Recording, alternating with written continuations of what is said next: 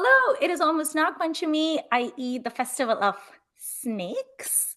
And we are entering dangerous territory here on Filmi Ladies.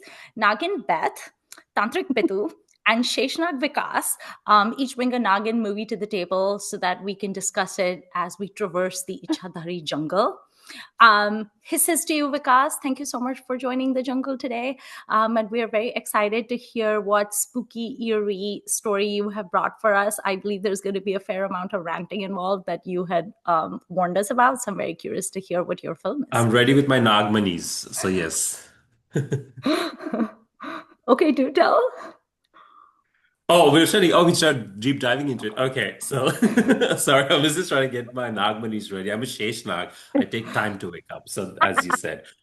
So, look, I think for me, I love this genre. I mean, for me, this is typically a genre movie, right? Like, there Yeah. is no other way in my mind to describe Ichhadari Nag and Nagin. And I love it. And I love because it's unique to India and it's unique to our mythology, Indian Hindu mythology in particular.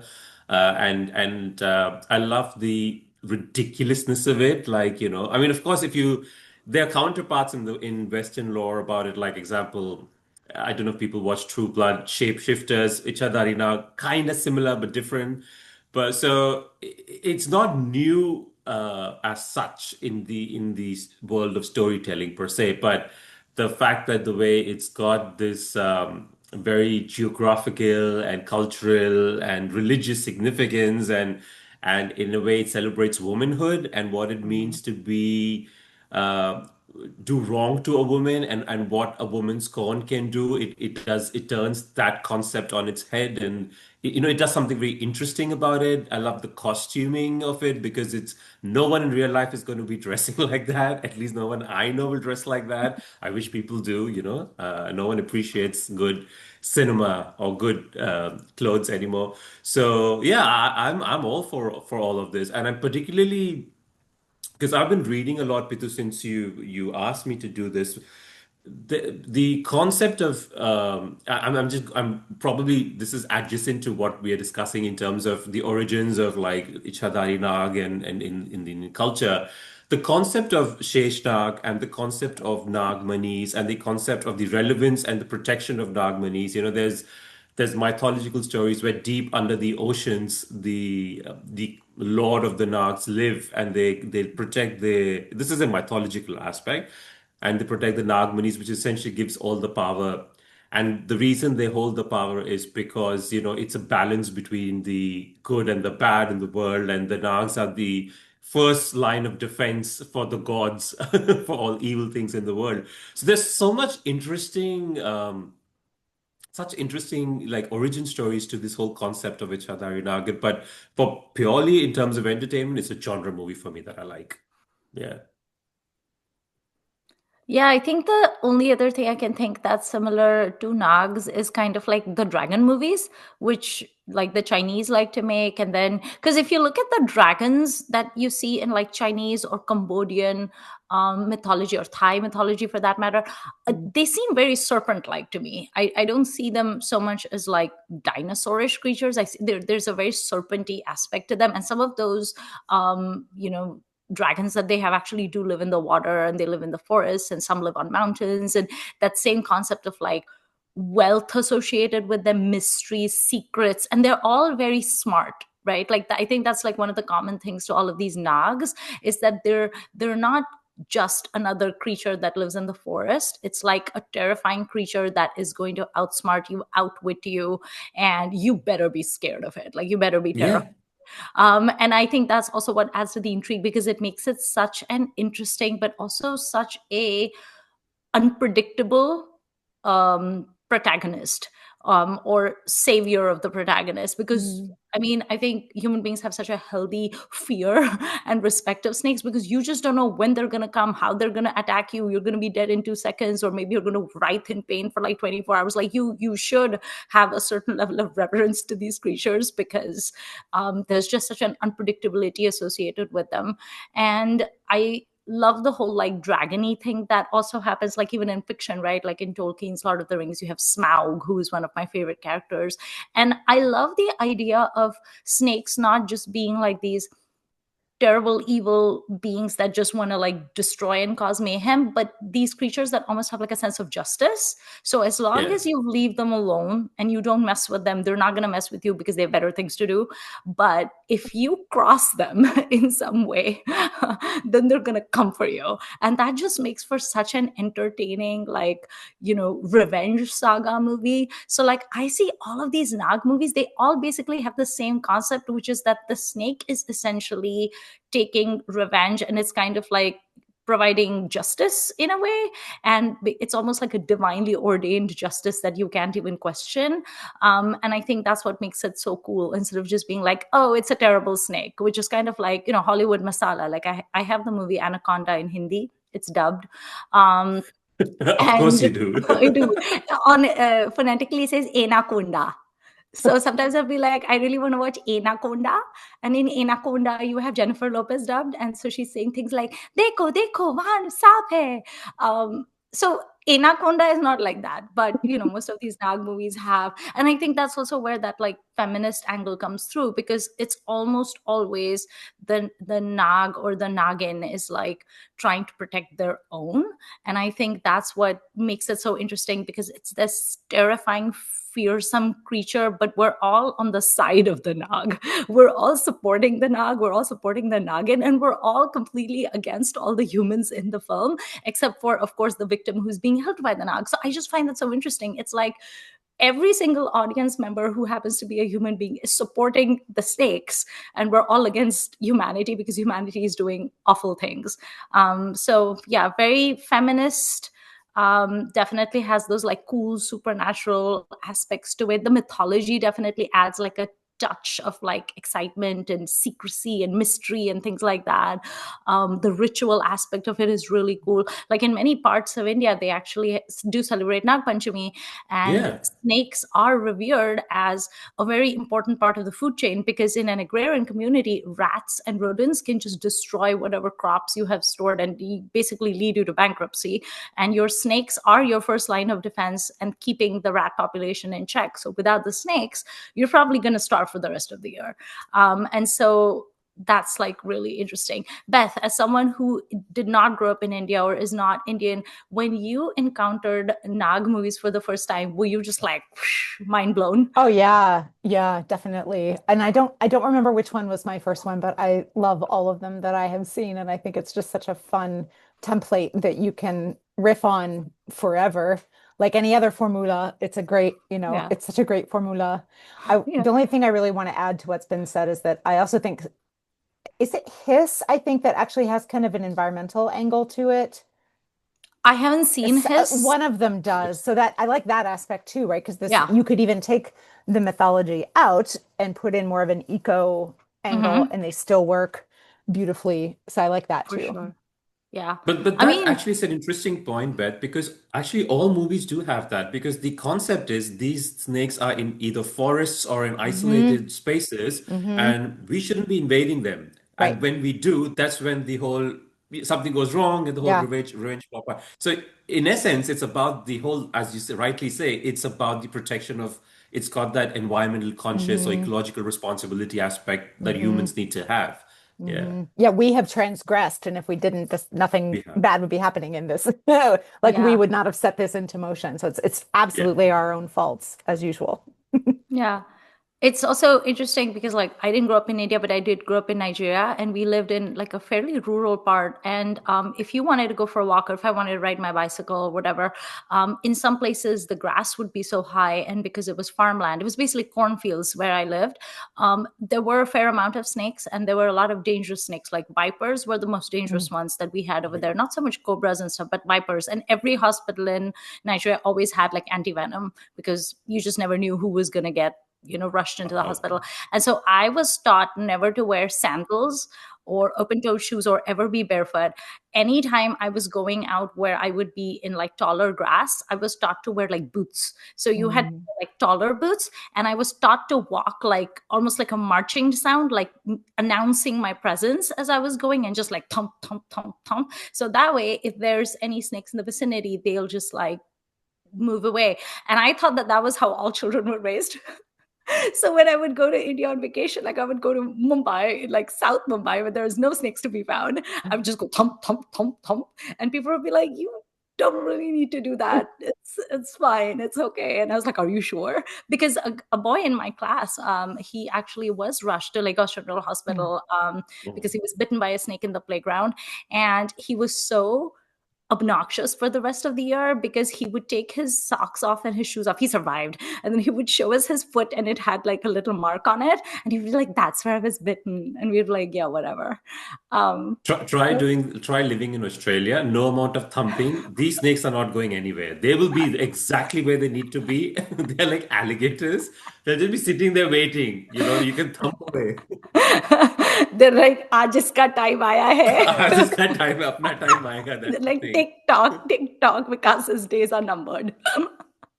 Nice. Trust me. Hey, And listen. from- In Australia, the one thing that scares the shit out of me are snakes. Okay, it's all right in the city, but you go out in the country, like the snakes in my country, kid you not, they'll pop up anywhere, and it's like it's a death threat anytime, anywhere outside of the suburban areas. Yes. Oof. What were you saying, Beth?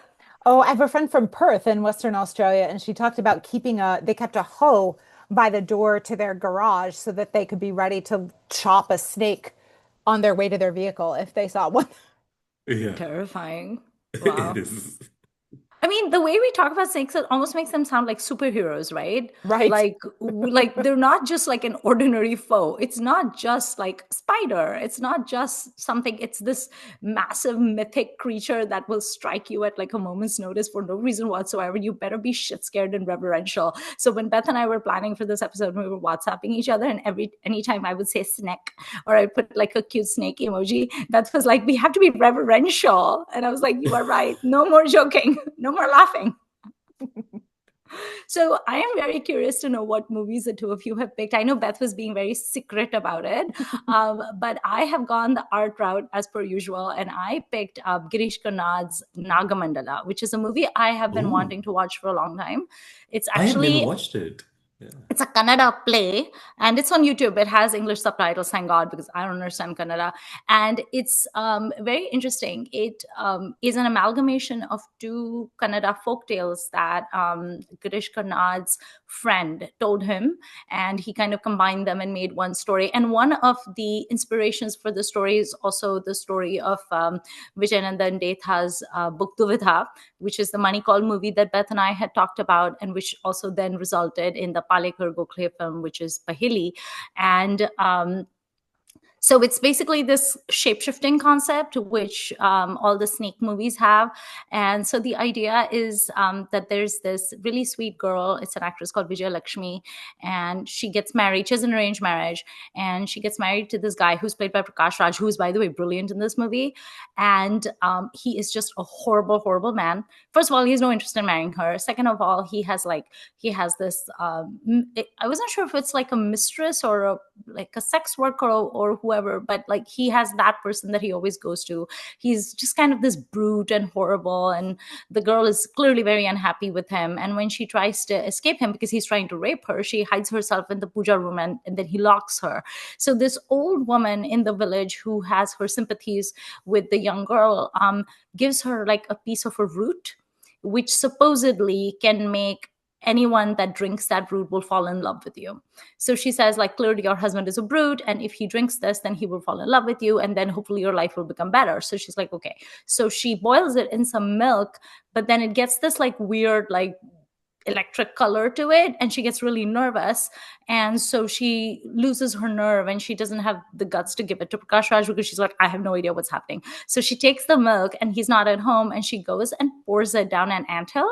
And as she's walking away and she's running away back to her house, you see a snake slither out of the anthill, and it basically drinks that milk that has the root in it. So therefore he is then infatuated with her, and in the middle of the night he actually slithers into her house when she is sleeping, because at night her husband always goes away to the mistress or whoever.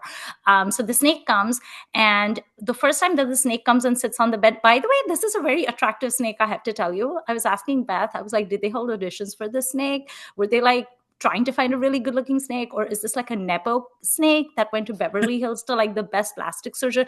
Because he was a hella cute snake. Anyway, so this hella cute snake is on the bed and he's like, hi, booty call. And she's like, ah, she screams and she's absolutely terrified. And the poor snake is like, but why? I'm so cute. And then the snake slithers away because she's terrified.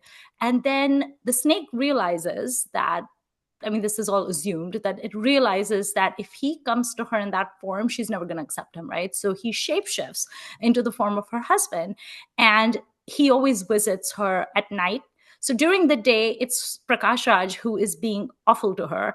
And at night, as soon as he leaves, it's like Prakash Raj switches into a really nice, gentle, kind, romantic, wonderful personality. And it's almost she has no idea what's going on. It would never occur to her that there's a snake. She just thinks that the route worked or something. She just wishes the route would work consistently instead of just working at night. But that happens, and then one fine day she gets pregnant. And that's when it's a problem, because Prakash Raj knows for a fact that they have not had sex. So how is she pregnant? So he basically says to the panchayat that this woman has been unfaithful to me. By the way, the fact that he has been unfaithful from the start of this film does not matter. It's just her being unfaithful that's the problem.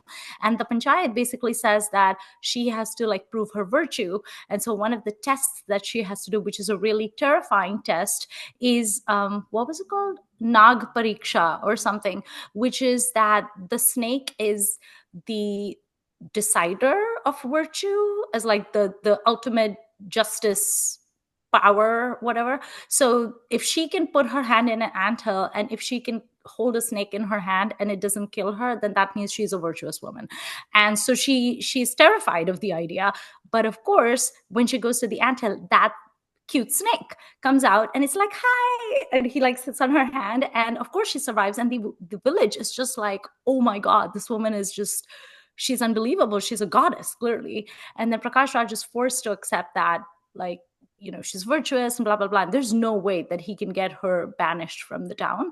And then they live together, and then they're fine. And then one day he's left the house, and he comes back and he discovers that it's actually a snake that has shapeshifted into her. So then there is a fight that happens between them. The snake actually in the form, so it's Prakash Raj fighting Prakash Raj, and the snake Prakash Raj manages to grab him and he's going to bite him. But at that fatal moment, he discovers that he no longer has any poison. And he basically says that because of my love for this woman, I have essentially lost all the hatred I had in me, and so I no longer have poison. Prakash Raj takes that opportunity to kill the snake, and he burns it alive. And then that Prakash Raj realizes that he did something very, very bad. And the ending is very strange. I don't support the ending. The snake Prakash Raj is dead, and the evil Prakash Raj changes his ways and becomes reformed. And in the last scene, she's shown heavily pregnant, and she kind of gets her wish, and he becomes a loving husband to her. Girish Karnad apparently wrote 3 endings to this play, and his favorite ending is also the one that I love, which is at the end, the husband Prakash Raj has to accept her because the village is like, listen, this woman is a goddess. But the snake actually climbs into her hair, and it sleeps curled up in her hair every single night as almost like a divine protector. Like no harm can come to her as long as it's sleeping in her hair. But also it's a way for the snake to be close to her because he loves her so much. I feel like that ending was so much better, but the movie takes the more like masala-y ending. But I love the idea of this cute snake just like living with her. So it's very interesting. And this whole like concept of like a pariksha where you have to prove your chastity or faithfulness or whatever is a tale as old as time. Obviously we have it in the Ramayana where Sita had to do the Agni Pariksha. And then I was even thinking in the US where you had the Salem witch trials, there was one trial which was like, a woman accused of witchcraft would be pushed into the water. And if she drowned, then that meant she was virtuous. But if she didn't drown and she managed to swim and come back to the shore, then that meant she was a witch. So it's like, what? You can't win. But it's a very interesting movie. It's very much a movie where the snake is presented as the one creature in this movie that is on this woman's side, that wants her to have a happy life. And every single person, including her husband and the horrible villagers, everybody is just out to get her, and she has only one person who cares about her. So it's a very interesting, very sweet movie, and I highly recommend that people watch it. It's quite short. It's 1 hour and 36 minutes on YouTube. So yeah, so I went that route, the Nagamandala route. What movie did you pick, Vikas? That's interesting movie. I'm really curious to watch, and the ending is very Kabir Singh, which I'm with you on this. Like that's just not No, sort of thing. people don't just. So yeah, just don't. I mean, again, we're digressing here, but I hate movies. I mean, hate is a strong word. But I have big reservations with movies where the man is misbehaving and then the woman forgives him because, oh, he's changed. Yeah, or Like he everything reforms, that he's which, done is so easily forgotten Yeah. that, yeah, and this very generous and generosity that women characters have to have is just becoming an irksome trope in yeah. in Indian cinema. So the movie that I have picked is I have gone the blockbuster because I'm a blockbuster person. I watched F1 recently and I lost my mind. I was so blown away by that movie. It was like finally movies are back. So I've picked a movie called Nagin, which is directed by Rajkumar Kohli, and he's an interesting director. He's made some batshit crazy movies in his career, like Jaani Dushman is another one. If people haven't watched or checked it out, it is gunzo, which but in a good way, and you could argue his filmmaking skills and direction are probably their scope for improvement and all those kinds of things. But his movies serves, right? Like Nagin is one of those movies which does. It's got a terrific cast. Like you've got Sunil Dutt, Reena Roy, Rekha, Vinod Mehra, both the Khan brothers, Feroz and Sanjay Khan, Kabir Bedi, Aruna Irani. Like I was watching, I was like, oh, yeah, this one, this one, this one. So in All the terms of the budget for this story, movie was in salaries. I think I think this was made at a time where I think people made movies for the love, and even if they were paid less, I think if they loved the person they were making Mm. working with or whatever, I mean, imagine casting Reena Roy, Rekha, Sunil, that both the Khan brothers in one movie. Like today, I don't know which producer is going to give that much money to cast stars of that level, but so. It's basically in terms of the story, it's pretty much Quentin Tarantino's Kill Bill, right? A woman's lover or husband is Yeah. killed and she's taking revenge. Basic template. But what he does so well with this is that he infuses the lore of mythology. Now, this is something Bitu, when you said at the beginning of this episode. So in Beth, Hindu culture, when we are born, when Indians are born, we've got a Panditji who makes a horoscope. Okay, in that Yeah. horoscope is the time of your birth and there where your planets are aligned. And there's one thing which is called Narg Sarpadosh, which is Yeah, essentially in your previous birth, if you have wronged a snake, the snake curses you, and in the next birth, you will suffer as a result. And the I have suffering could it. be, I have it too, and I have it in my chart. and this, sorry. I have it in my chart. I had to get the remedial whatever done. My mom forced us. Yeah, yeah, same. And it's same. I have that too in my chart. And this could manifest in different ways in your current birth. Like it could be delayed marriage as an example, or you will not get success in, say, profession. It could manifest in different ways. But the idea being that you have wronged the snake, and in this birth you have sort of have to pay for your deeds there. And watching this movie, realized that he so cleverly used the typical revenge movie. A woman is taking revenge, which has been done from like the 40s and the 50s. And then he's infusing it with Indian mythology. And then he's casting this array of casts and characters, where she's essentially Jitendra and Jitendra and Reena Roy are Ichhadari Nag and Nagins, and they are in love. And one of them, the husband, is shot, and she's going and killing everyone. But he's using this very cleverly, infusing mythology and revenge tropes. And then the way the Nagin remembers is thread when at the deathbed, the Nag's eyes, he's captured the faces of all of the people responsible for killing him. I'm like, that kind of technology even iPhone didn't have. Like, Yeah. imagine this is Nag is so advanced in tech. He's just captured it and then he's transmitting it from her eyes through her eyes. Like, that's just fantastic. So I had a very good time in this movie, and I like the silliness of it. Like all these men in the movie, all of them are always perpetually horny and stupid. It's like these men are so horny and so stupid that the reason they all die respectively one after one is out of their horniness. There is no other way. It's not that they were killed because, they were crossing the road or something like that. Like they were in the and it was bad place, and they were all horny, and it was that they, and she takes the rope or the Ah. shape shifts into their respective lovers or partners is formed and then kills them one by one. So I liked it, and he's equal opportunity offender in this. And while Dina Roy is wearing skimpy clothes, there's a shot in this movie of Vinod Mehra lying on the bed, and the phone is just covering the part that needs to be covered of Vinod Mehra. And I was like, he could do this at that time, and this actor agreed to do it. So, it was this the amount of craziness that pops up now and then in this movie is quite hilarious. I enjoyed it. Like, I would recommend it. It celebrates the genre, it celebrates the mythology, it gives a lot of respect to both the Nag and the Nagins. They are evil, but towards they have you sympathize with this Nagin character. You have empathy for her. You initially you kick off thinking like, oh, she just wants to kill and she wants revenge. She's this one of those women who's just crazy. But you realize towards the end that you know what, she's not doing anything wrong. She's with the information she has, she's doing what she thinks she should do. And again, that पूर्णमासी की रात where the नाग का मिलन होता है नागिन के साथ. That's the hilarious thing. Like, why do they have to wait for a full moon to consummate the relationship? Why can't it happen on like any other day? I've never been able to get that, but Because it's you kind said 2 seconds ago that the horniness is what killed them. And now you don't want them to of. be horny all the time. That's why they are No, no, horny no. only It's the on Nag and Puranmasi. Nagin, I'm saying. The Yeah, Nag and but Nagin. still, they've Yeah. learned the Yeah. lesson. They've learned their lesson, yeah. And the only thing that irritated me about this movie, which I think which I've kind of warned y'all in our group chat before, was Jitendra.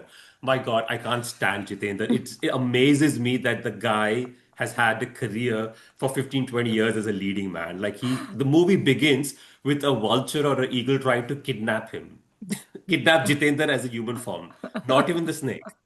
I mean, and he's dressed. He's wearing a short skirt or I don't even know what the hell he's wearing. Like there's a short skirt and he's bare chested with some rubbish like armor of some sort with this Naka thing on his forehead. He looks ridiculous. I feel like he should be in jail just for wearing those costumes. And he and the choreography is they're just gyrating on each other. It's hilarious. Like, what kind of choreography was going on in this? I just don't get it. But apart from if you remove Jitendra, I'm like I mean if I don't see any Nagin who, if she's in love with Jitender and she's doing this for Jitender, like the way he's in this movie, I'm like, oh God, like, you deserve better. You all deserve better. Even the men who are dying deserve better. They shouldn't be dying for killing Jitender in this movie. Like, if it was Dharmender, for example, or even Feroz Khan, I would feel a lot more invested emotionally. But then because it's Jitendra, I just enjoyed it for its like I was like emotionally invested. I was like, Huh. okay, it's a good fun genre movie. So yeah. So Nagin, watch it if you haven't, and watch Jaani Dushman as well. I've seen. I wouldn't say these are great movies, but these are movies. Take it for what it is. It's like eating bhel puri, like it's fun, or eating chicken wings. It's fun. You enjoy Mm, it and just have that gratification. I know Beth loves Nagin. I do. It's one of my Tell us why you love it. Yeah, Beth, well, I'm curious oh to know what do you think about yeah, this I movie? I think this movie is basically perfect. I love everything, but I agree with you. Jitendra is probably the weakest link in this, but he's also not there very much, so I don't Yeah. I don't mind. I'm not really sure who I would have put in that if the role had to be exactly like that. I'm not sure who I would put in it. Like Rishi Kapoor, I don't think would do it. Um, Dharmender, I think I would be emotionally invested if Dharmender was I like, agree. yeah. I actually asked Blue Sky the other day, was Dharmendra ever in a snake movie? And nobody has answered. So maybe he wasn't. I don't know. But yeah, I would love to have seen Dharmender. But do you want to see him doing those dances and gyrations? Yes. It would be less disturbing than watching Jitendra do that.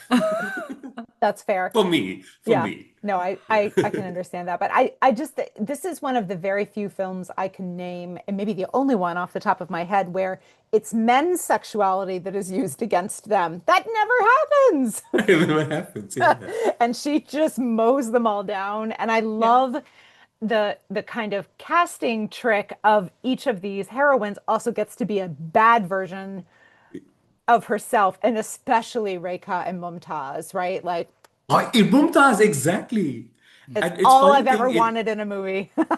is Rekha Mumtaz correct? And she looks fantastic, by the way, Mumtaz in this movie. Like I see her Mm. interviews now and she talks rubbish, and I'm like, this I can't believe this is the same Mumtaz who was in these movies. And it says in the opening credits of the movie, Mumtaz, it's in her last movie. And that's how Really? they Yes, if you look at Wow. the title cards as they come, there's Okay. Jitendra, Wow. all of this, and it says and Mumtaz in her last movie in brackets. And I was like, oh wow, okay. So Wow. Interesting. Do you guys love Reena Roy as Nagin? Because Yes. yeah. Yes. Not just for the perfect outfits, casting. but yeah, perfect Yes, casting. At perfect no casting. note at all. She's amazing. Nice. So this actually brings me to a question I wanted to ask you guys. Like, obviously, this is a movie that has a lot of like big A-list names in it. I mean, Rekha is in it, right?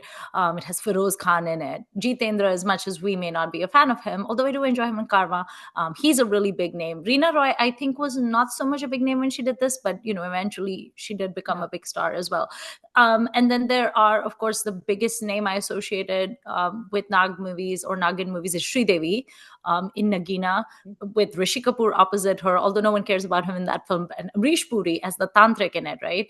And then there's also Tum Mere Ho, which has Juhi Chawla and Amir Khan. And that one also has one of their like sexy gyration dances, which is terrible because you have Juhi and Amir like embracing each other, and the camera goes round and round. And of course, it's Puran Mashi Ki Raat, and the camera goes round and round, and then they're like this, and then 2 seconds later, they drop, and it's like two cobras, and they're like writhing together. And I'm like, okay. So these are some of the big A-list stars that have done snake movies, but I feel like this genre just does not get made with big names, with big stars. And I feel like as much as the three of us might like this genre, it is considered somewhat trashy. It's considered somewhat B grade. It's kind of put into that same category of horror. And because it's like supernatural horror and it's like mythological horror. I mean, now horror is getting a little bit of respect with like, Maddox, horror universe, and like Stree and all of those things. But I feel like snake movies are still considered very kind of like, it's not posh enough, and so the big names don't do it. Why do you guys think that is? I think we've forgotten to have fun as a society. I think we've just lost the plot, all of us collectively, right? Like, and to sorry to quickly come back to, I by the way loved your Aishwarya Rai episode, it was so much fun, and this is the first time that I actually had FOMO of not being on a podcast because normally when I listen to a podcast, I'm like, these people are so stupid. Like, I disagree with everything they're saying. Like, what rubbish? And I kid you not, that was the only podcast episode I've ever heard on cinema that I agreed with everything that was said on Aishwarya. Wow. Like, it was like, I need to be on this podcast. Ritu, why did you invite me for this one? Because He I literally literally agree. messaged me. He was like, why was I not invited for this episode? I trust me. I was like, my God, everything that the two of you said, is the same. But to coming back, the reason I mentioned that episode is that, you know, in that episode, you rightly sort of said that people look down upon Aishwarya because because she's beautiful, and somehow we take things that are beautiful, like actresses in these movies have to look beautiful, they have to look a certain way to have create that level of impact, and we have lost that our ability in filmmaking to sort of take women movies seriously unless they are like these martyrdom movies or where they are Mm. really, we don't look at those sorts of movies. That's why they're considered, so to speak, trashy. But I love them, and I think I would rather. I mean, we're now having a trend of watching historical movies like Kesari. For the love of God, stop making Kesari and make a movie like Nagan, especially where genre movies like Stree and Bhool Bhulaiya and the new Kajol movie, which I haven't watched. Ma. Ma, I think. So these movies have an audience. There is an audience for these movies. We just need a director who's inventive enough. Like what happened with Three was they merged the concept of consent with this concept of Chodel Dine or whatever, this mythical thing, and it kind of really contemporized it and played homage to those. You need a director like that too who can write it. I think there's an audience for it for sure. But I think the yeah, I think as an audience overall, like as an example, I watched F1 and I loved it. And it's not a perfect movie. I was reading reviews about it and they were complaining about, oh, it's a promotion for a $350 million promotion for the Formula One, and it's not a perfect movie, and Brad Pitt's not. I was like, who cares? It still bangs. It gives you what you need to do when you go to watch a cinema. It delivers. It's entertaining. It doesn't have to be perfect. It doesn't have to be deep. It doesn't have to change society, or it doesn't have to have politics as a overlaid everywhere. It can just be a genre movie and fun. So television do it, but then television do it really badly. There was this one TV series. I think there was a Nagin TV series which Yeah. Ekta Kapoor did. That was terrible. I watched one episode and I just couldn't stand it. Like Ekta Kapoor has ruined television for me forever. But there was another TV series, Pitu, which I think Beth, you both should watch if you can. It's called Suhagan Chodel, and trust me, it is so much fun and it is so good. And it's so good. It's so bad. It's so good kind of thing. It's like Dhoom 2, like it's a train wreck, but you still can't stop watching it. It gives and gives and gives. So yeah, to answer your question, I think there's an audience for sure. I know people who would love it, but it's just someone needs to make it. I Yeah. know there's a Nagzilla movie that's going to come out at some point, and I think Kartik Aaryan is in it, and I don't know what it's about. And also, Nagzilla sounds like a play on Godzilla, but I believe it's coming Yeah. from Maddock as well. So Okay. hopefully they will tackle this idea as well. Beth, what are your thoughts? I only have to add to this a question, really, which is it seems to me, as someone who does not watch mythological films, that the mythological as a whole are pretty B grade, right? Yeah. So Yeah. the idea of the snakes being able to kind of get out from under that and be Mm, higher seems unlikely to me, even though from the clips of mythologicals that I've watched, these are oodles more fun. yeah. So they should be able to be different, but they seem just to Amrita once said something about, oh God, look out when anyone breaks out the gold tinsel in in Indian TV or film, right? To make a mythological. So I just feel like it's probably my hunch is that it's also stuck under that bigger umbrella. Yeah. But those are so often, to my understanding, are so often serious and trying to teach you something. Hmm. And of course, a lot of people are like, ugh. Yeah. I Even people mean, who are religious or devout or anything like that, right? But that doesn't mean you want a movie to be shouting at you. yeah. And I think in some ways the snake movies are the opposite of moralizing, because technically a movie that's moralizing would tell you to be the better person, or Right, to turn the other cheek, or right, to reform the person who's doing wrong. Snake movies have zero interest in reform. Snake movies are right. like, you did me bad, I'm gonna like crush you, right? So they do sort of appeal to our so-called baser instinct. And Yeah. so I don't think they could ever be part of the mythological. I have a theory, and my theory is just based on the fact that I think that most people in most industries, including the film industry, tend to be sheeple. And I think it just so happens that horror movies and snake movies, and they're kind of the same thing, were originally made by people who were not considered A-list producers and directors. And so it just kind of got slotted as that. Like Mm. because if you see some really old movies, like if you see Bimal Roy's Madhumati, for instance, right? There's that song about Kesore Papi Bichua. I mean, a bichu is Sure. it's a scorpion. It's not a snake, but still. And then there's if you see Guide, which is Vijay Anand's Guide, there's that scene where Rosie Wahida Rahman goes out for an outing with Raju Guide, and there is that snake dance that she does in the village, right? And it's so good. Like she literally, does that. And so it's kind of like, but those are just two little things in there. So if I think the more kind of like prestigious directors had done things, I feel like a lot of other directors would have followed suit. But no one did it, and so no one wants to do it. And so it's just this self-perpetuating cycle of, well, then we have to cast be great people. And it's like, why? Just think out of the box. You could actually like be a trailblazer if you actually bothered. But I think even the big stars don't want to do it. And again, I think also it has to do with financing and production values, right? Like if all the production values are like tinsel and cheap stuff, and then if you try to go to Hrithik Roshan and be like, we want you to wear this, he's going to be like, absolutely not. So I think it's a self-perpetuating prophecy, but I wish that, with Sridevi's Nagina, I wish that they had stayed that path and tried to do something more. Yeah. Interesting you say that. I think Ekta Kapoor said in an interview she wanted to make a Nagin movie with Katrina Kaif, but Katrina Oh, said she's not interested in the Nagin genre as such.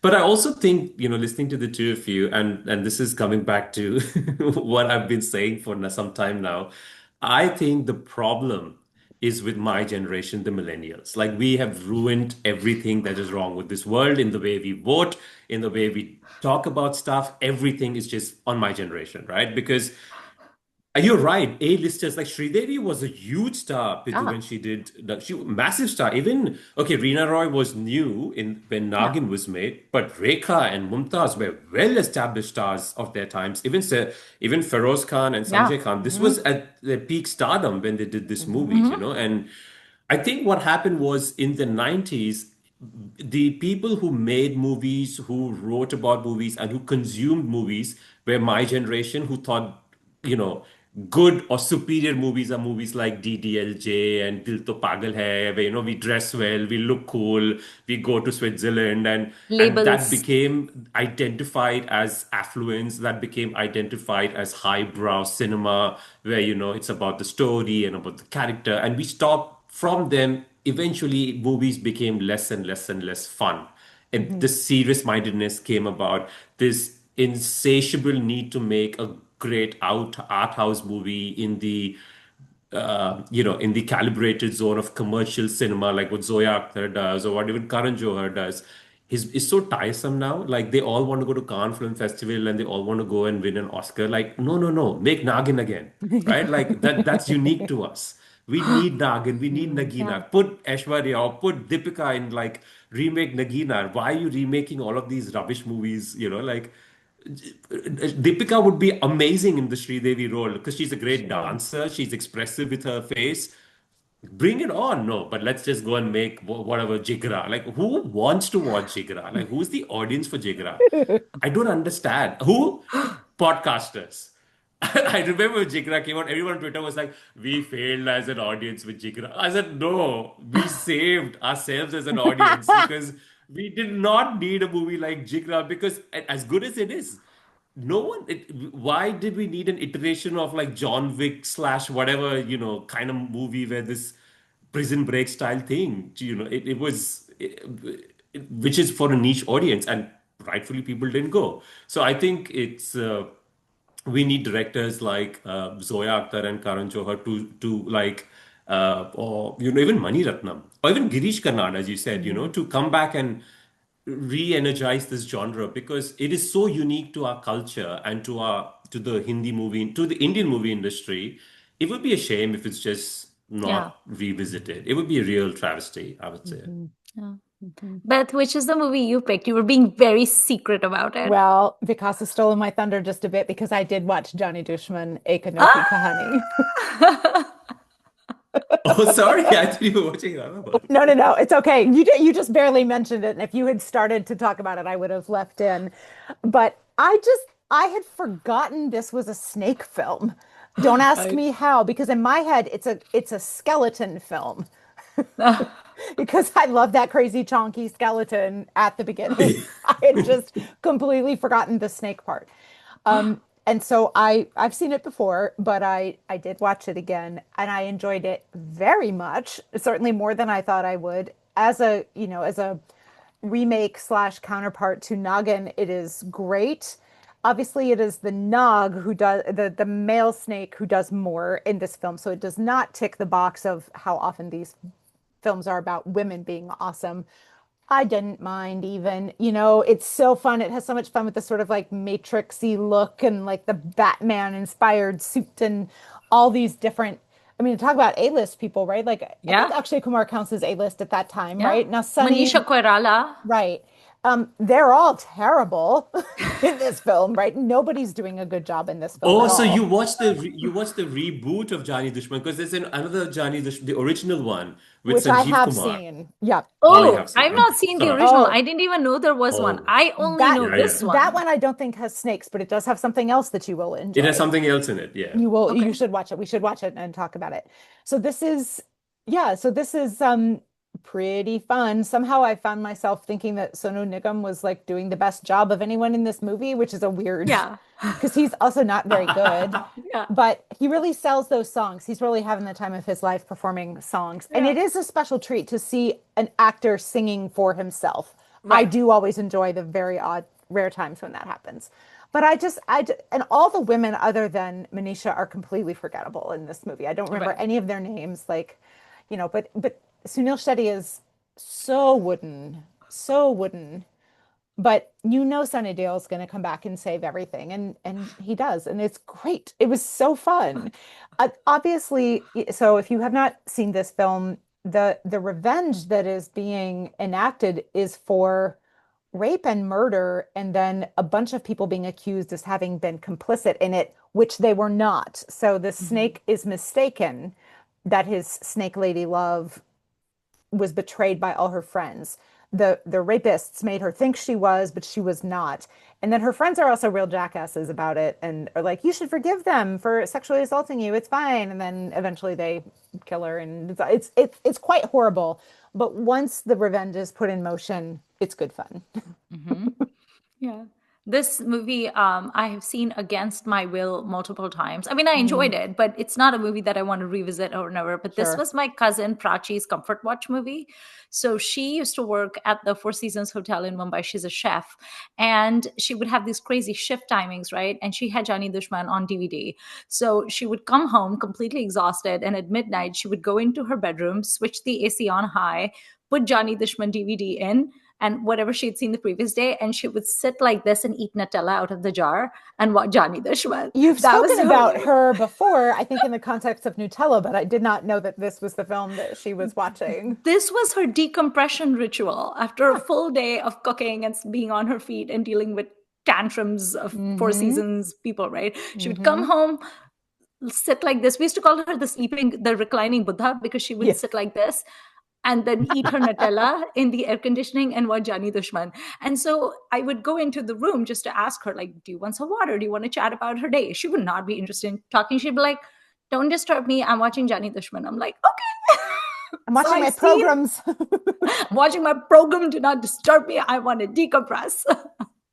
So I've seen it against my will many, many times because of her. Why this is a comfort watch movie, I have no idea. My comfort watch movie is Legally Blonde. She is a different individual. This is how it goes. Um, There are two things I want to add about this movie that also fit into the religion and mythology thing we've been mm, talking about. One is, isn't it fascinating that Akshay Kumar is cast as the atheist in this film, right. not his current So, vibe? fun fact. Apparently, he did this movie because he was buying his house and he fell short of some certain amount of money.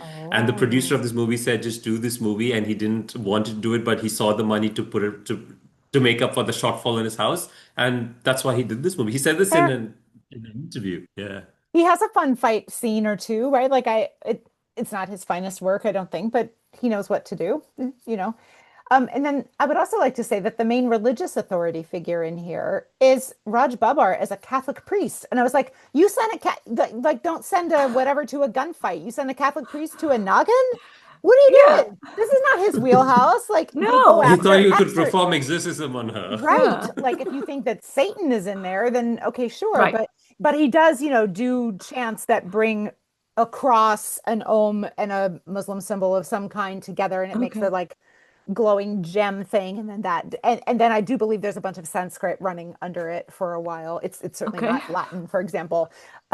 So Hinduism is the dominant one there at the end, but I hadn't remembered that, and I was like, wait a minute, this guy can't do that, Right. not qualified for this role. He's also part of the problem about why the eventual perpetrators were, like free to be back in the school and crime again. So, uh, but yeah, and Amrish Puri is also here as a meditating Shiva, right? And he's been in his cave and he's meditating, and the two snakes disturb his slumber or his focus, I mean.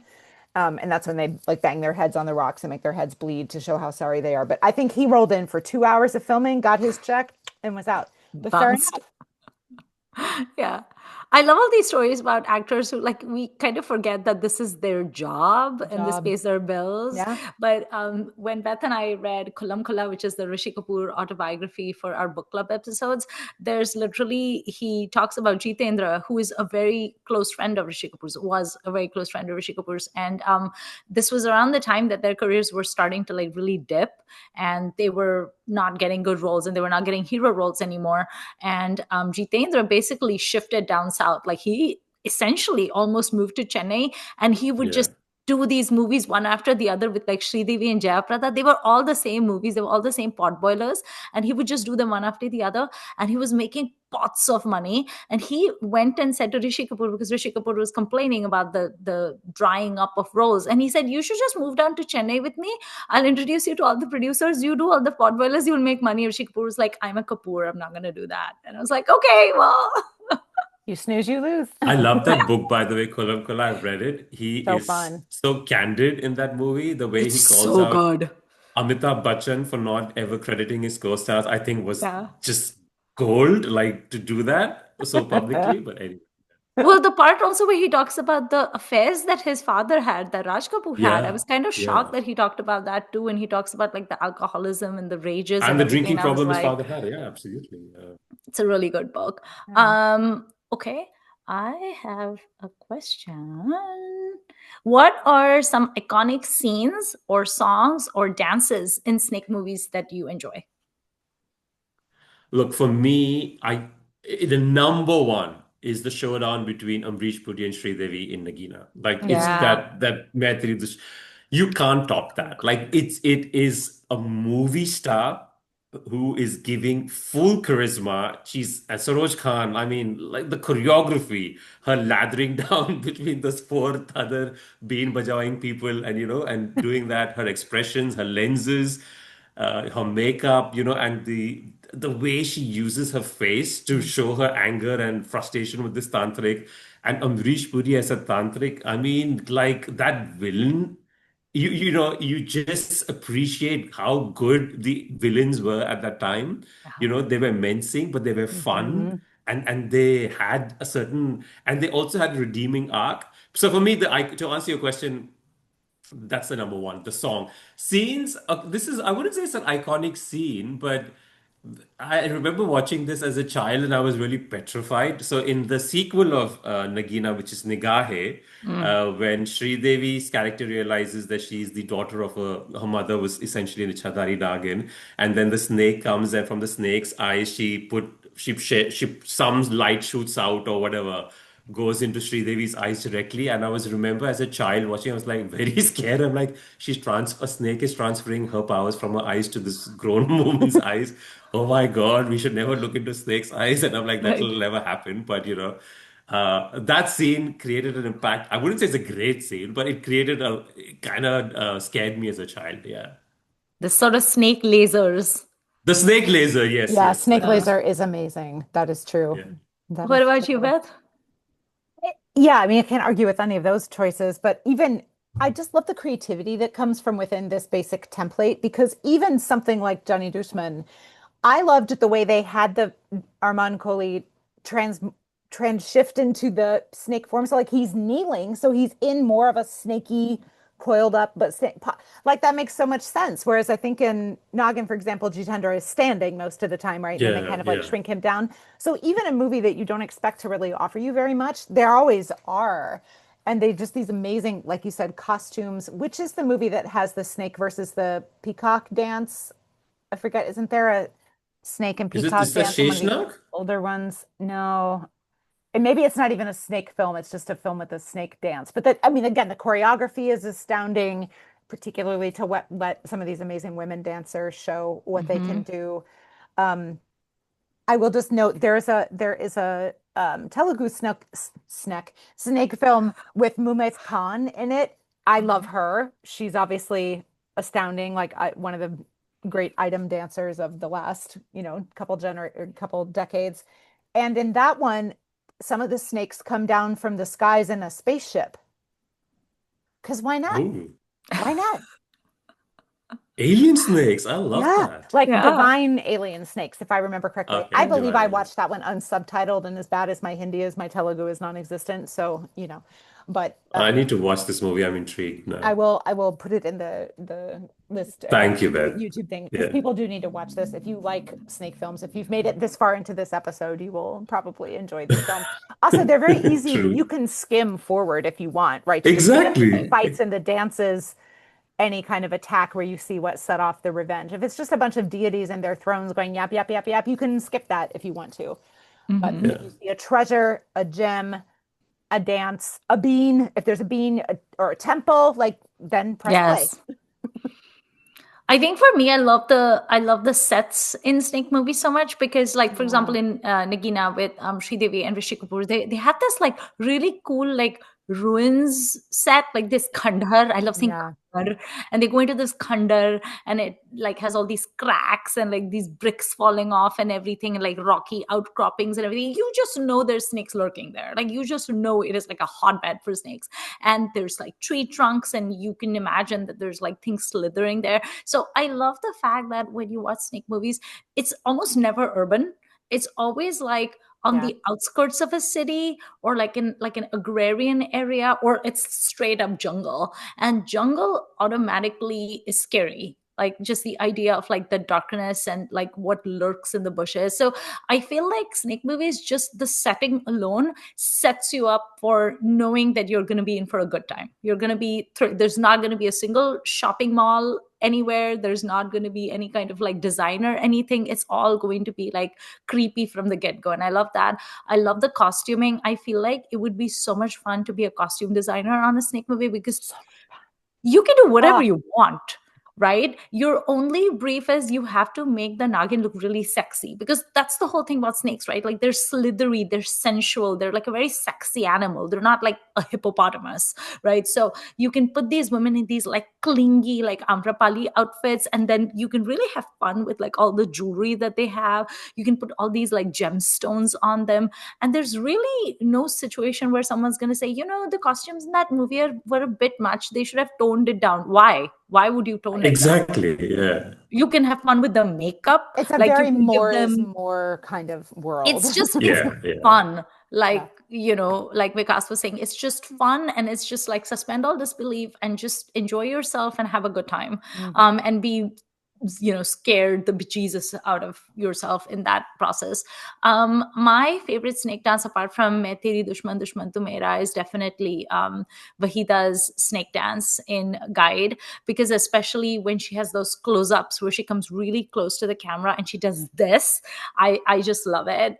She looks so good, and then they zoom in on like the snake in the whatever it's called, like the basket, in its basket. Yeah. So that's really fun. Let me see. Such a good movie, Guide. Like it every time you rewatch it, it still delivers on so many different fronts. It's so good. I love that movie. So who are your favorite? What do you guys think about tantrics as a villain group that we see? They are probably my favorite villain, because I don't find smugglers and the VAT-69 bottles and cocaine Hanuman ki murti mein hai. I don't find that as entertaining. To me, it's like with the hench dudes and the AK-47s and the guard dogs, like that's fun too. But to me, the tantric is so much fun because he's so freaking terrifying. It's like, where did you come from? Which tantric school did you go to? Just this idea of like this dark magic that they're in possession of, and they're saying these like chants, and they just look like people who don't belong in society, and they just like randomly come out of the woodwork because there's like some snake somewhere. I think like a tantric role is such a fun, meaty thing for a person to do. And to me, the ultimate tantric is Amrish Puri. He has the face for it. He has the big bulging eyes and the terrifying voice. Like you just look at him, you're like, oh God, I hope for the snakes, I hope the snake survives because Amrish Puri is on screen. What do you guys think about tantrics in general? Look, listen, I'm pro tantric, right? I love tantrics. I think they should be there should be more movies made on how one person becomes a tantric. Because I'm really curious to know what will make someone. Of course, it's the dark powers, but like backstory, like pretty much in Harry Potter, Voldemort Oh is yeah. essentially a tantric in He in ways, is. right? He And is a he has tantric. Nagini. Remember in And Harry he has Potter, he has Nagina, yeah, Nagini. coming down, slithering away Ah, to do his deeds. So I just love the concept of tantrics, and I love that they're ridiculous. Like they are Yeah. it's ridiculous, as Beth says, more is more. Like you Yeah. can do anything with them. Like they can just have to be having a big long beard, wearing black outfits, and long jewelry. And in Nagin also, the tantric character is played by, he's not a tantric, but yeah, I think he's a tantric, Beth, you would say, right? Like Premnath, who's playing Yeah. the character Yeah. in Nagin. But the one thing that I like about the tantric as a villain, if you typically look at Hindi movie villains, they always have a certain sort of sexual exploitation of the heroine, or they lust after Oh, the true. heroine, or they kind of, there's a certain very, something very icky about Hindi villains when a heroine is dancing. But here, with the tantric, there's never a sexual conquest with the Nagin. It's the power conquest, and True. that is and that she just happens to be a woman with powers that he wants to conquest. So it's like equal for equal kind of thing, and that is something which I Interesting. appreciate because the tantric has never been shown sexualizing a Nagina. He's always Mm. looking at she's someone better than me, she's powerful than me, and I need to get those powers.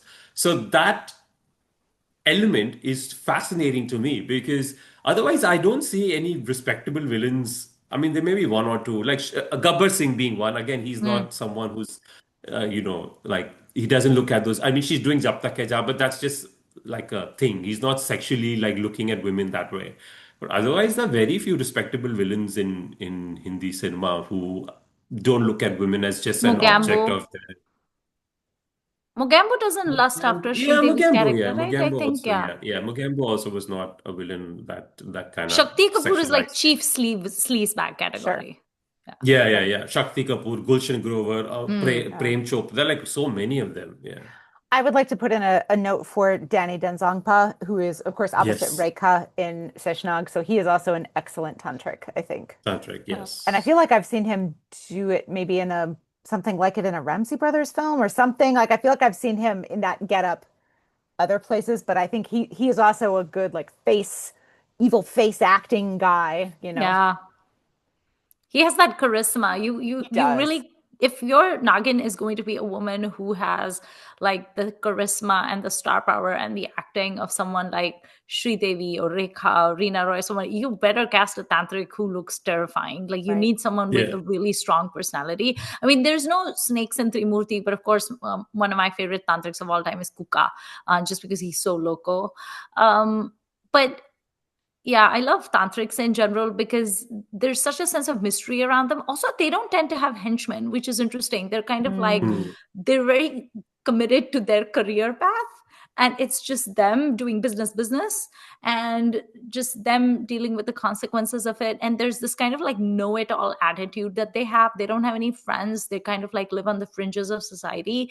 And they're just sort of these know it alls that waltz in. And often in Nagin movies, tantrics are actually brought in by the villagers asking for help, right? Like, so they walk in kind of with this attitude of like, well, we're going to save you. But there's also this opportunist thing of like, well, yeah, but we also want the Nag money or whatever. Like we want that transfer of power to happen. So it's like it's very interesting.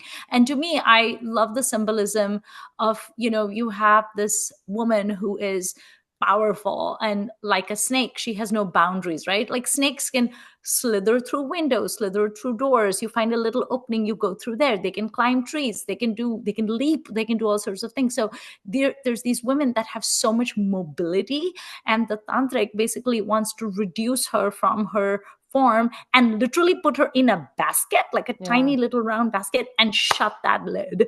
And there's such a visceral fear when you're watching it as a viewer. You really don't want that to happen, because once she's in that basket, she's done for. So there's Hmm. just this inherent tension in it. Like I literally don't know how you could screw that up. I mean, it just seems like it's such a good template for a movie, right? Yeah, no, I agree. And I think, and also the fact that in Nagina, I still cannot get over it. So, Rishi Kapoor's body has the soul of Sri Devi's Nag husband, which the Right. tantric has removed the Atma from the snake, put it in this boy who grows up to be Rishi Kapoor. Only a tantric can do that. Like, can you imagine who else can do the transfer of soul from a snake to a human? I'm It's still like getting my head around it. soul surgery.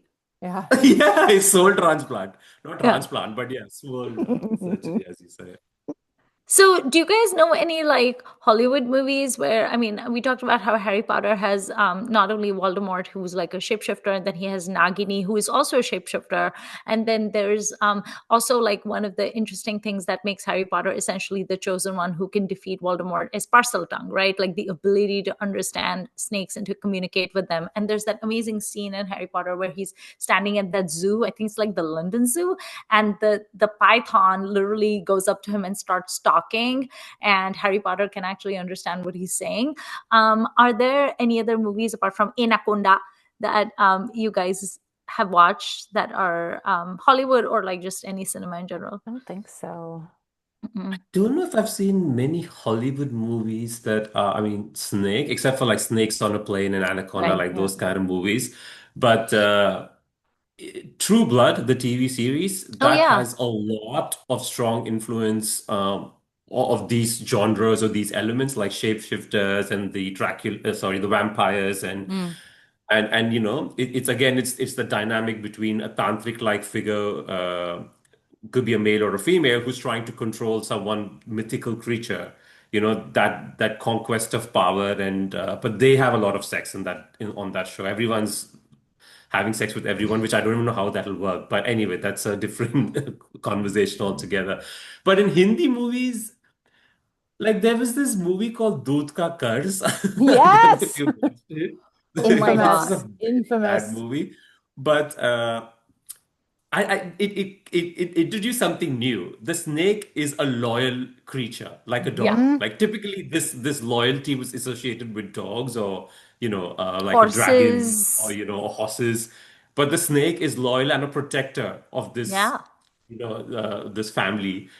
That was interesting, but the movie was bad is a different thing altogether. But there's so much, as you said, Pitu, you can do so much with this genre. We just don't have the appetite. We just need people to do it. You need some A-lister to do it and cast in it and then do something fun with it. But Sheshnag is again a movie which I remember as a child. My grandmother took me on my birthday to watch it in the cinema, and like imagine like as a little child, you're going to watch Sheshnag on your birthday, and I was like, oh my God, why is my family this weird? But anyway, but it was fun to watch it, because my mother was traveling and my father was traveling. So I remember my grandmother didn't know what to do for my birthday. She took me to watch Sheshnag. So, but again, watching that in the cinemas, like I was maybe 6 or 7 when that came out, or 8. And it was just the whole concept of this big snake, which is called the Sheshnag or the king of snakes, and again it was interesting with the casting and Rekha wearing these hideous clothes, like with her things popping up from everywhere, like headgears, and I was like, what is going on? But anyway, it's a fun movie to watch. Yeah. Yeah. I just saw on Wikipedia that there is an American film called from 1973 about a scientist trying to develop a serum that will let people turn Oh, into snakes. I have Why? not watched that. What? Why does he want to do that though? I did not get that far into the. Okay. Why Okay. are you asking why? It's like of all the things that you as a scientist could focus your research I on, this mean, is we've what been you want to talking do. about humans that can shift into snakes without a serum, and like that's totally normal. But someone uses science to do it, and then you're like, huh? Uh, Tomfoolery. Um, okay, so if you guys had cash just lying around, like Beth and I always play this game with like our couch cushions, change in our couch cushions. What is a dream project that you guys would want to finance, or are there any stars that you think would be really good, or any directors that you think really need to make a snake movie to satisfy all of our appetites? Yes, I would love for someone like Karan Johar because I think he's got the skill set, or someone even like Vijay Raghavan, Sriram Raghavan, sorry, not Vijay Sriram. Raghavan, Sriram Raghavan, Oh yeah. because he gets genre, Mm. and you need someone who gets genre to be able to make a movie like this, but make like a Harry Potter style movie, but with Nagin. So you've got a Mm. tantric, and instead of a child, you've got this grown Nagin or a Nag, and they're just fighting off each other and make a trilogy about it and have an origin story and introduce interesting characters and do something fun with it and like what Three is doing. I enjoy this Three franchise. I'm a Yeah. fan of this Three too as well. I defended Bhool Bhulaiya Hmm. 3. I love it. I'm a big champion of Bhool Bhulaiya 3. Anyone, I Hmm. will defend that movie against anyone who'll say it's, criticize it. It's not great. We get it. I mean, but that's not the point of the movie. It was never meant to be a great serious movie. It was meant to be fun. In terms of casting, as a tantric, I would love to see Ranbir Kapoor or Ranveer Singh. Like this just He's change on on its my list axis too. to, like do something fun where you have this leading man or who can be mincing Hmm. them. And in the role of a Nagin, look, I had this real death wish of having Aishwarya, but I don't think she's doing movies anymore. And if she's going to do them, I don't know if she would want to dress like Right. a Nagin in today's time. In terms of like performance and the dances and the facial, I can't think of anyone else with Deepika who's got that body type and that skill Mm. set and that who's like Alia Bhatt is a good actor, but she's not a good Mm-mm. facial actor. And to be a Nagin, you need to have your dialogue delivery. There has to be a voice modulation where Deepika is maybe her diction is not good, but she's got the ability to modulate her voice. Hmm. Like when she's sad, you can sense the sadness in her voice. With Alia, I feel her voice is just one single note and she's just like doing something. So Deepika, but Katrina is a good option, and yeah, I don't know what do you all think? I Yes. like the Deepika idea. Go ahead, Beth. Oh, I was just going to say, I also had Ranveer Singh as my tantric. And Pitu and I had just recently discussed, wouldn't it be fun to put Rani Mukherjee in a snake film and she can be the elder generation snake teacher. And then I would like to have, this is someone I don't think we've ever talked about, but I enjoy her. Vani Kapoor. I feel like she'd make a Yes, good Nagin, she'd make a good one. Yes, agreed. but I have Yeah, no and issue she's a with good Deepika. dancer. Deepika either. Deepika would be great as a snake. Yeah. So Yeah, I agree. I think that the director in question should be someone who does camp well. yeah. I actually weirdly think that either Zoya or Farhan Akhtar might be able to do it. They just need to not make it as like modern and city as they always make everything. Yeah. So they, kind of need to lean more into that. I don't know if they're capable of doing it, but I feel like they always have like a good perspective on things. So they would be interesting if they wanted to direct something. And then I think Karan Johar could potentially do something fun, just because he tends to also be campy. I love the idea of Ranveer Singh as the tantric. Like, come on, that's just, I mean, he is menacing. I don't quite buy Ranbir Kapoor only because to me he's too vanilla. Like he's such a good actor, but I He's want too someone. vanilla. Yeah, yeah, I want someone who's going to scare me. I can't Hmm. imagine being scared of Ranbir Kapoor. Having said that, I have not watched Animal, and so maybe he could do it. I don't know. I think Bobby Deol Oh, could be. you have done yourself a great favor by Okay, I good. hate animal with every single core of my being. Like I have had fights with people, but we'll not get into animal. But yes, Did you say good on you for not Bobby watching that. Deol? Yes. Bobby Joel could be interesting, but I The think, but tantric? as Pitu was saying, Well, like, so sorry, not our young Bobby Deol that we love who does this. I'm not talking about that Bobby Deol, but like when I saw clips of him in an animal and like the way he yeah. looks, like he's Uh, built his body and he has the hair and he's like gruff. There's also another movie I saw of his, I think it's called Love Hostel, but I could be wrong. mhm. It's about Oh this yeah, like yeah, yeah. The TV series, right? no, Yeah. it's a movie called Love Hostel. There's, I think Sania Okay. Malhotra was in it. It's like it sank without a trace, but I watched it because it had an interesting premise. So the story was that it apparently in certain states in India, like in Haryana and Bihar and stuff, where there's a lot of honor killings that still happen, the governments have actually set up something called a love hostel. So if you are a couple that has run away from home and you're scared that you're going to be murdered because of like an honor killing, you can actually go and stay at like a government sponsored love hostel, and they like keep you safe over there, and your identity is changed and stuff. Like it's basically like almost like protection. And so the movie I watched, Bobby Deol played the assassin who was paid by, I think Sania Malhotra's parents or grandmother or someone paid him to go find the couple, get them out of wherever they're hiding, and kill Sania Malhotra's husband. And so Bobby Deol did that role really well as the assassin. So I think this Bobby at this age has some of that like terrifyingness that he lacked when he was younger. But yeah, I was just thinking when you were talking about Aishwarya, you're right. I don't think she'll ever do it. Also because I don't think Aishwarya particularly enjoys camp. But I was thinking about her song from Tal, Kahi Aag Lage Lag Jave, Koi Naag Dase Das That's Jave. pure camp. But in song that is song, she's literally doing literally this, doing that. and Yeah. all her outfits, like that lilac outfit she's wearing, it's like skin tight, and just the way that the train of it is, it's very like sneaky, and she has all that stuff in her hair, and then there's the Shamak Tabar troop running around her, including baby Shahid Kapoor, and they're like draping her in all of those skins and stuff. It's a very like snaky coded song, and literally when she says koi naag dase das jave, her and the entire troop does this, and I'm like I love it.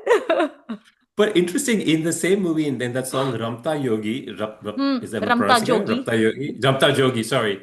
She actually slithers like a snake in some of those in between things She because that's does. Saroj Khan, and she's got that, like she dances like a dream, and I'm like, The wow. I fluidity. rewatched it recently. Yeah, she's She just at some point she like fantastic. almost crawls on the She ground a little crawls, bit and then while she's she's using her dancing. hands and stuff. Like Yeah. she would be so good in this. But yeah. But she doesn't do camp. But if you watch the Punyan Sullivan movies, Oh yeah. she introduces a light touch of camp in her performance. There's something venomous about her. Have you watched the Punyan Oh Sullivan movies? yes. She's Oh my amazing. God, like she's really scary in the Yeah. first one of the like what a villain. But Ranveer Singh, like what he did with Padmavat, like unflinching, Right. committed, full in negative, like this villain, he would make a great tantric. And we Yeah. know that he can pull off the crazy fashions and stuff. Right. So like, Yes, especially he like his can. khilji. So him in those like overcoats and capes and like Or weird is things he and like weird hats. or is he the male snake that gets killed? He could too. also do Yeah. that. He could do that too. No. Yeah, I mean for emotional punch, yes. That And having to because do a couple of he slithery dances first, yeah. you know. Yeah. Yeah. We can't waste his We'll talent. take We need Ranveer him Singh to any do. day, so you know. We will, yes. I think Vijay Raz could be a really good tantric too, but he would be like a Ooh. very, because he's so good at being like menacing and creepy, but he would not be the flamboyant tantric. No. He would be the even more No. terrifying tantric who skulks around, and just because Vijay Raz has like he's very skinny, and so he would wear more like fitted things, and he would just like lurk in shadows, and he would just scare the bejesus out of everyone. I think Vijay Raz could be really good. I will take Vijay Even Raz Jaideep. anytime. Jaideep would make a great tantric. Wait, who's Jaideep? Jaideep, his name is Jaideep, who's Vijay Raz's co-star in that movie they did with Kareena. I'm sure his name is Jaideep Alawat. Jaideep Alawat? Yeah, I know who you mean, and I'm blanking on his name. Okay. I'm so sorry if I got his name When you said wrong. Alawat, I got it. Yeah, that's his name. But yeah, okay. All of us were so like, what? Even though that is you were speaking complete sense, and we're just like, huh? Yeah. Yes. Okay.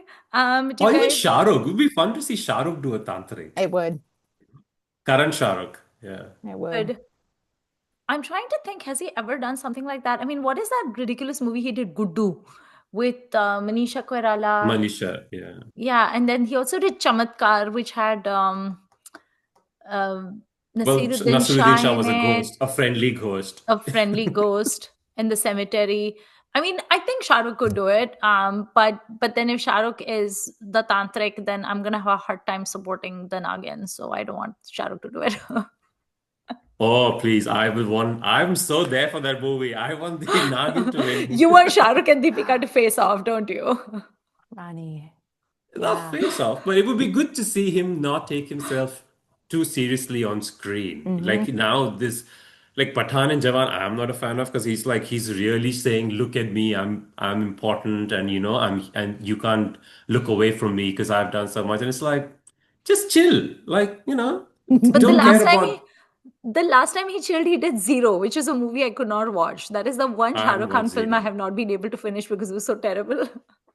I haven't watched Zero or even that well, Rajkumar Hirani movies just make me cringe anyway, so I haven't watched. What was the movie he did with Rajkumar Hirani Donkey. recently? Oh, Donkey, Donkey. yes. Donkey. Oh yeah, I saw that in the theater. Okay.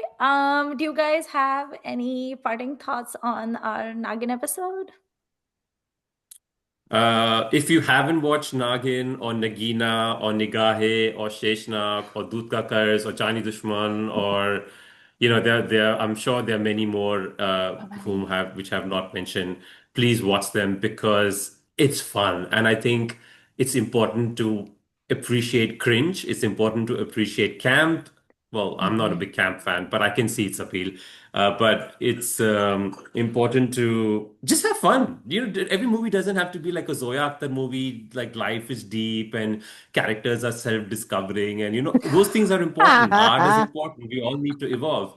But unless I think we've just forgotten to have fun. I'm just so sick of these movies being so serious and characters going through a trajectory of. I appreciate that. Don't get me wrong. Like I will appreciate Anurag Basu and Zoya Akhtar, but like Rocky or Rani, what's wrong with that? Just have fun. Right. Nagin movies. Like Nagin was so much fun. Like I forgot how silly it is and how much I Yeah. enjoyed the silliness of it. So Yeah. yeah, just watch Nagin movies. Like just bring back the trend to make this cool again.